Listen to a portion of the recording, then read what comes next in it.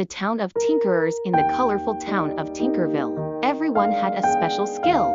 Some were great bakers, some built marvelous inventions, and others painted murals that brightened the streets. But Max, a quiet and thoughtful boy, didn't know what he was good at. "I've tried baking," Max sighed to his friend Rosie as they walked to the town square.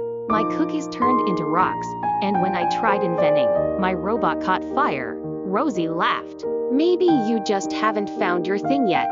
Don't worry, Max, the Festival of Talents is coming up. That's the perfect time to try new things."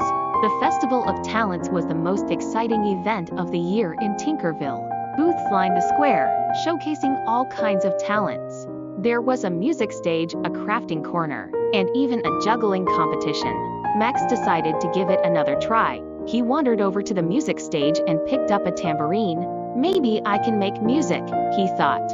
But the moment he shook it, it slipped out of his hands and landed with a loud clang. "Oops," Max muttered, walking away quickly. Next, he tried the crafting booth. He glued popsicle sticks together, but they ended up stuck to his fingers instead of the paper. Max felt more discouraged with every attempt. "I don't have a talent," he said, sitting on the edge of the fountain. Just then, a gust of wind blew through the square, carrying a flyer that landed in Max's lap. It read, "Help needed. Maze builders wanted in the garden." Intrigued, Max followed the signs to the garden.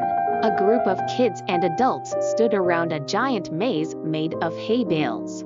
"We need help designing the paths," said Mr. Green, the gardener. Max hesitated. "I've never built a maze before." "Well," Mr. Green said with a smile, "why not give it a try?" Max picked up some chalk and started sketching paths on the ground, thinking about all the mazes he had solved in puzzle books. He carefully planned twists, turns, and dead ends, imagining how someone would feel walking through it.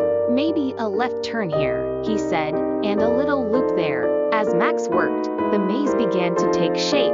The others followed his chalk lines, arranging the hay bales exactly as he had drawn.